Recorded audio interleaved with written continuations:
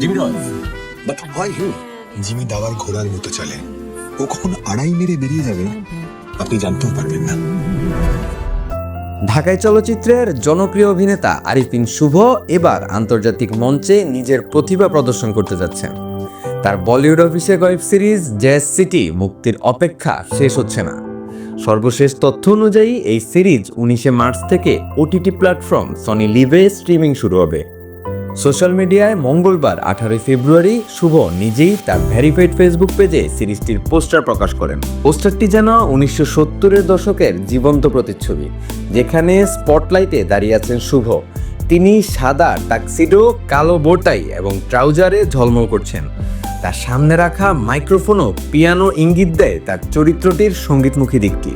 পিয়ানোর পেছনে এক নারী মিউজিশিয়ান মগ্ন অবস্থায় গান বা বাদ্যযন্ত্রে মগ্ন, যা সিরিজে প্রেম ও সঙ্গীতের সংমিশ্রণ প্রকাশ করছে। পোস্টারের দৃশ্যের আবহে স্পষ্টভাবে দেখা যায় রহস্য ও উত্তেজনা। দিকে স্যাক্সোফোন ও ট্রাম্পেট হাতে ব্যান্ড, অন্যদিকে ধ্বংসস্তূপ ও বন্দুকধারী পুলিশ। সব মিলিয়ে প্রেম, সঙ্গীত ও সংঘাতের উত্তাল সময়ের গল্প ফুটে উঠেছে।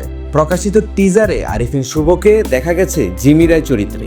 এই চরিত্রে তিনি 70 দশকের রেট্রো ফ্যাশন ও রাফ অ্যান্ড টাফ লুকে নিজেকে পুরোপুরি মেলাতে পেরেছেন। ধূসর কাট স্যুট, ওই সময়ের হেয়ার স্টাইল, মুখে সিগারেট এবং ফ্লোরে নাচ, সবকিছু মিলিয়ে এটি বলিউডের মঞ্চে তার শক্ত অবস্থান জানান দিচ্ছে।